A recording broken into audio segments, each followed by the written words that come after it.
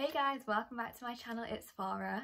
So today I am going to be sharing with you quite the story time. So I'm going to be sharing with you a story time on how my solicitor tried to scam me out of over £1,000 and just generally the horrific experience I had dealing with this particular solicitor while I was trying to buy my first property. Now, ever since I announced to you guys that I have bought my first property, my flat, I have had so many messages on here and on Instagram about a lot of you that are in a similar situation where you're looking to buy a property. So I actually thought it was very important for me to share this story with you, just to make sure that you can look out for the things and the red flags that I came across that I kind of ignored, and just make sure that you are not put into the same situation that I was put into. Now, as I said, there were a lot of red flags right from the beginning, so I'm going to be talking you through these as well as just the general story and what happened. And yeah, I really hope you find this video useful,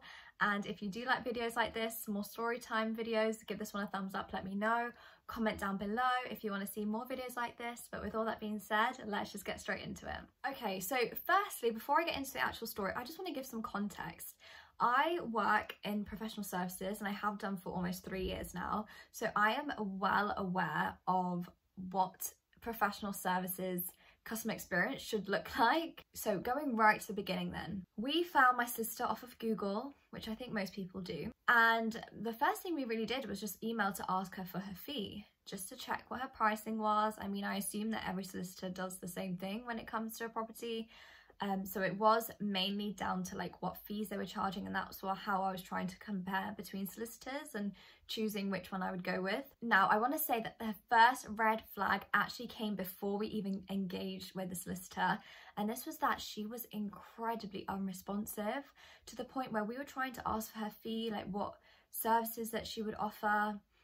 Before even paying her anything, her emails, she would take weeks to reply to emails, weeks and weeks, and I don't know why in hindsight we didn't pick up on this red flag, but it really did cause issues in the long term. So that was definitely the first time I should have turned away. She also gave no explanations for why her emails took so long, no apologies, and she wasn't on holiday or anything like that. Anyways, as I said, she was still one of my top choices because of the price. Some of you may be aware that I was footing the bill for the entire property, all the costs and fees and everything put together myself, so it was a huge factor that weighed in on how much I could afford and how much solicitors were charging, because it was an additional fee on top of deposits and everything that I needed to pay towards the actual property. So I was really focused on price more than anything for that reason. So we did go ahead and secure the solicitor. In our very first conversation with her, bear in mind, I'm a first-time buyer. I have no experience in properties,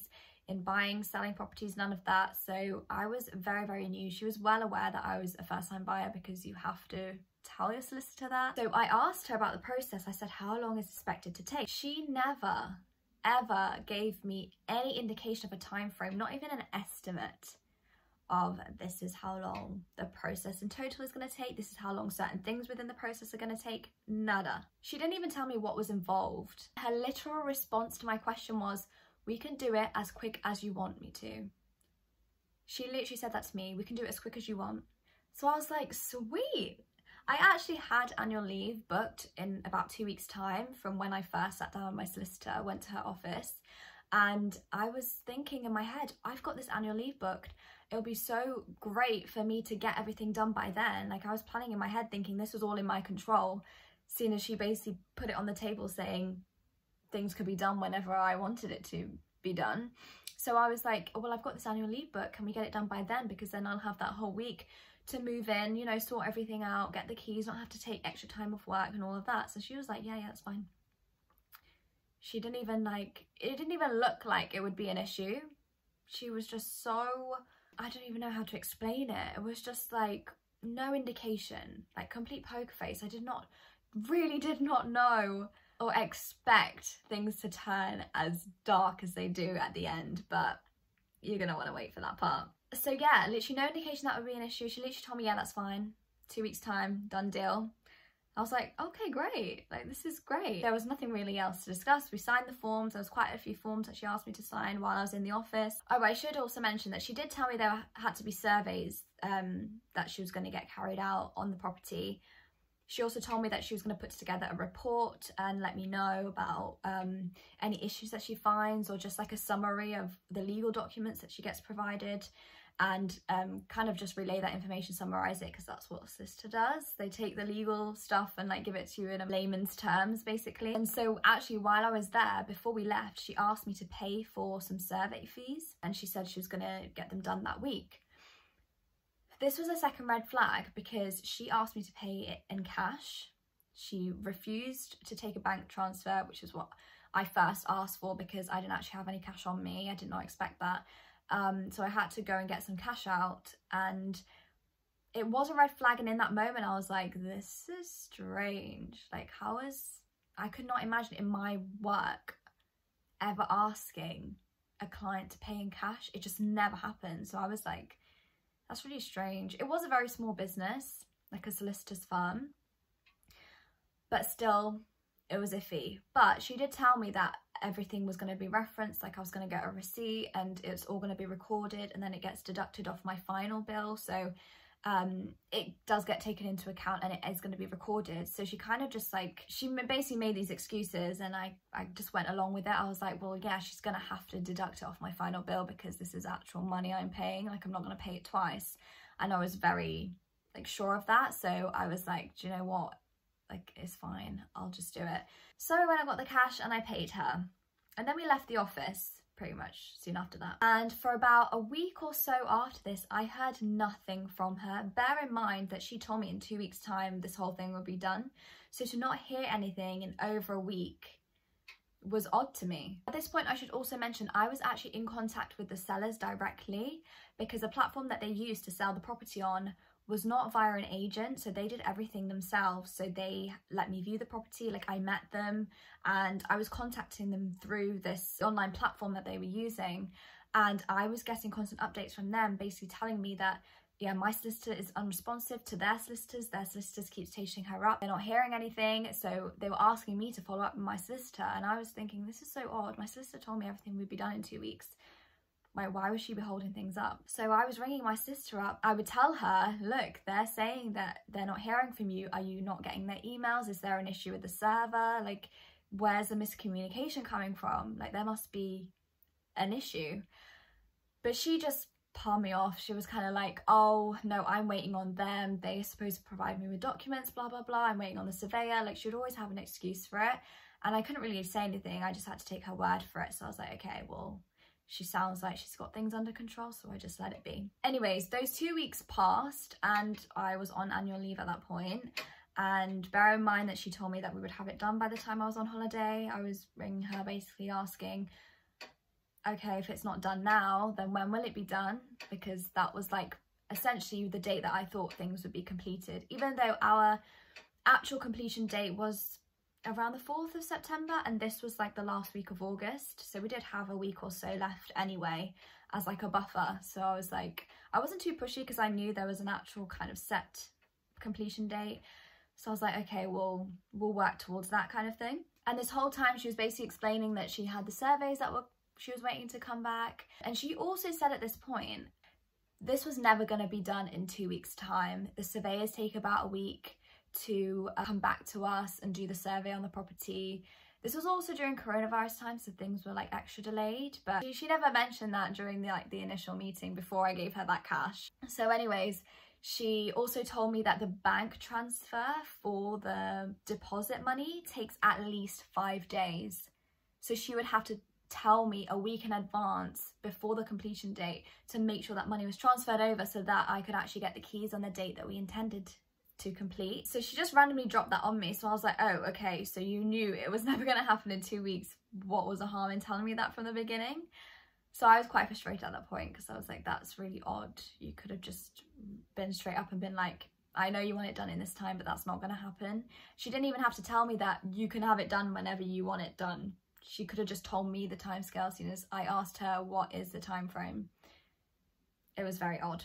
So anyways, I did ask her, okay, fine, is it going to be done by the expected completion date that the sellers and, I don't know, there was like an external body that set the completion date. She was like, yeah, of course. Yeah, that completion date came and went. I hadn't heard anything from her, literally nothing. I should also mention that I always would email her asking for updates. Not once did I ever get an email reply back. Not once during this entire process. I would only get a response when I decided to ring her instead. Like, she would only answer by phone, not by email, nothing. So I couldn't actually get anything like properly recorded. Everything was by phone. Yeah, so she would not communicate unless it was via phone, which was a bit frustrating because I'm the kind of person that likes to have things on record. Like, I like dealing with people via email because then I have the conversation tracked, whereas on a phone conversation, it's really hard to track things like that, especially in a professional setting. Like, that's just how I like to work. But it was very difficult to do that with her. Everything was done over phone, but I kind of still did have trust in her. Like, she would always talk about how she has to work for the bank as much as she has to work for us. Like, they get vetted so heavily all the time by the banks. Like, they can get blacklisted very easily. Like, she would constantly tell us this stuff, like when I was in the office, when I was on the phone. So I was constantly being told that basically if she did anything wrong, then her whole firm was going to be in trouble. So I kind of had trust in the fact that she would do her job to avoid her literal company going under and losing her job. So I just kind of took it each time. I was like, do you know what, it's fine, like everything's fine. So we mostly spoke on the phone and she'd update me via like telephone call rather than email or anything else. And during this time, actually, I would get 3 or 4 more messages from the seller basically saying that she's unresponsive, haven't heard anything from her, like nothing's moving forward. There's like literally no communication. So I was like, maybe there's actually an issue with her server, like her emails or something. She was telling me that she's waiting for them to post her something when they were saying they were emailing her. There was a lot of fishy stuff going on and a lot of confusing information I was getting from both sides, and it was just really weird. Like, the whole situation was so weird. Like, the whole time it was just getting more and more frustrating for me actually, because I was more confused than anything. Like, nothing was clear, nobody seemed to be on the same page the entire time. Anyway, since we passed the initial completion date, I then had to ring her and be like, okay, so when are we gonna complete by? Like, when is the next estimated completion date? Because we have to put a date on things, otherwise, like, there's got to be a set date, or at least an estimate. She would not give me an estimate for a good few weeks because she was still waiting on these surveys, she was waiting on these documents, and that weird miscommunication with the other solicitors was going on as well. So she would not give me another completion date for a good few weeks, until finally she said 16th of October. So this was like 6 weeks after the initial completion date was set. But you know what, I wasn't even bothered. I was like, at least we have a date. I was so happy and excited. Since I first put the offer in, it had already been 4 months by that point. 4 months. I was like, do you know what, this is gonna happen. Like, this is the final one and we need to make it happen. And I was literally determined to not push the state back again. Like, I was so tired of dealing with this woman. So anyways, in the midst of all this, I had my deposit money, some of it saved in a help to buy ISA, which I needed to claim a bonus on, and that had to be done via the solicitor, and then the government would give the solicitor that money. So I told her about this well in advance, and I got the statement that she needed, and I sent her all the information that she needed to then go and request the bonus. It then got to the day before the completion date. So I think my completion date was on a Friday and the day before was the Thursday, the 15th. I had literally heard zero again. I didn't have any update on whether she'd claimed the bonus for me. I had no update on when I was meant to pay the deposit. She told me before it had to be done 5 days prior to the completion date. I'd heard nothing. So I was like, is this completion date even a real date anymore? Like, I was thinking it's going to be pushed back to the next week now. And then also I was concerned about picking up the keys because it was a weekday, and if I was going to have to pick up the keys the next day, I would have to take some time out of work most likely. So I needed to know in advance, otherwise I might not even have been able to pick up the keys until the following week, for example, if it was going to be from an office. So there was all of these things to consider, and it was literally the day before the date and I was hearing nothing. I had no communication. I had no update from her. The only time I ever got an update from her was when I called her. She would never come to me with any information of any sort, literally ever, throughout the whole like 2-3 month process. So I did ring her that morning on the Thursday to confirm what the hell was going on, if we're even going to be completing the next day. And she didn't actually pick up. She texted me instead and she said, you need to transfer X amount for your deposit and the solicitor's fees, and I'll get this processed ASAP. And she literally just texted this one large sum, like it was in the tens of thousands of pounds, and she was like, you need to pay me this amount of money. There was no breakdown, and because it wasn't just a deposit, it was her fees as well, I needed to be clear on what I was actually paying for. It wasn't just the money that I knew I was sending to the bank, it was also her fees as well. I just want to quickly mention here, because I don't think I made it very clear, but I did know in advance what her fees were, and I knew particularly what my deposit money amounted to as well. So I knew upfront what amounts I needed to pay. However, the total figure that she gave me that morning did not add up to what I anticipated I would have to be paying. So that's why I was very hell-bent on getting this breakdown of the fees to make sure that I was actually paying across the right amount. So I was like, can you send me a breakdown of like what this amount actually adds up to, and then I'll give you it happily. Like I obviously was knowing that I was going to have to pay some amount, but I wanted to know exactly what I was paying, and I don't think that's unreasonable at all. And she texted me back essentially saying, I'm out of the office right now, so I'll have to text you a breakdown later after you've paid it, but you need to pay it ASAP so that we can process it in time. And I was like, I'm not paying you this massive sum of money without knowing what the money is going towards. Like, that's just not happening, especially when I don't even hear from you half the time. Like, you never pick up, you never answer emails, so how do I know I'm going to give this money, and if it's the wrong amount, that I'm ever going to hear from you again? I just did not have any trust in her at this point, like at all. I just got such a dodgy vibe, because I know that no legit company would ever ask you to pay an amount without you knowing exactly what you're paying for. It was just a very odd situation. So I was very adamant. I was like, I am not paying this money until you tell me what the breakdown is. Like, email me a breakdown. You should already have it, because that's how you've technically calculated this amount I'm owing you. So all you need to do is email me your own calculation, because she would have had that on record already. But the next thing I know, she calls me, I pick up, and before I can even say hello, she starts yelling at me. She's yelling at me, telling me I can't deal with all your text messages. You need to pay the amount, or if you don't want to, then you can go and get a new solicitor. I'm not even in the office right now, and I'm not going to be there till the afternoon, so I can't help you. Fully yelling at me. And I was just like, is this woman having a laugh? Telling me to go and get a new solicitor after dragging me through all this stress for like the past 3 months, which I've just brushed under the carpet, because I've been told the whole time, do you know what, house process takes a long time, even though she's told me you could do it in 2 weeks, you really can't. So I kind of got over that. But the zero communication, the fact that she led me on anyway was enough. And then the fact that I'm trying to get a breakdown for the money that I'm spending, huge amount of money that I'm spending on this property and her fees, and she wants to yell at me. At me. I was fuming.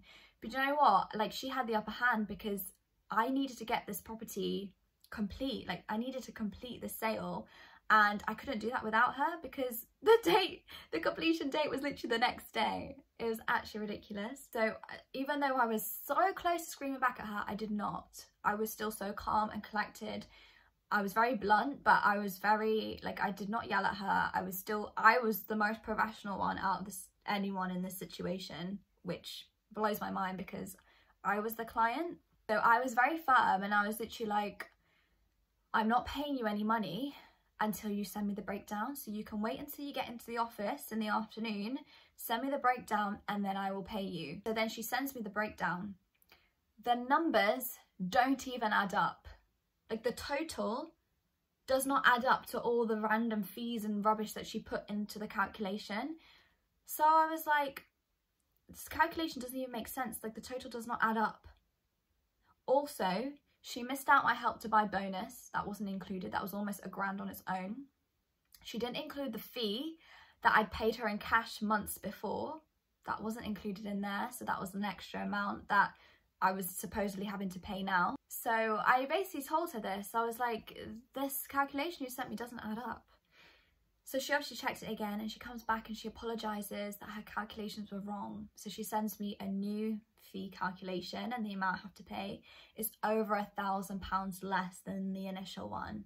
over £1,000. To be over £1,000 out is actually ridiculous. And just not even that, like even if she'd made the error by accident or whatever, but the fact that she yelled at me on the phone, essentially forcing me to pay an amount that I didn't even know where the money was coming from, like what it was for, yelling at me for being unreasonable and hassling her too much, and then to get it that wrong was actually disgusting. Along with the fact that she was so unresponsive, even that other solicitors were complaining about her, I just couldn't even, like, the stress was actually through the roof. So anyways, after that, she gave me the actual amount that was due, so I paid it and never spoke to her again. I was actually really lucky in this situation that I was in contact with the seller the entire time, so I was able to organise with them when to collect the keys and stuff. I didn't have to go through her, which might have been a normal scenario. I didn't have to have any contact with her once everything had been paid and processed, which was really good because I was so done with dealing with her. And you know what, you guys? The story doesn't even end there. It actually doesn't. So as this property is a leasehold, there's actually some extra transfer exchanges that have to be done for me to be transferred onto the title for the like service charges and ground rent to be paid. 8 months later, that's still not been completed. Like that work is still outstanding and it's still sitting with her basically. The previous owner is still in contact with her trying to sort it out. And I just can't even fathom, like it's actually ridiculous.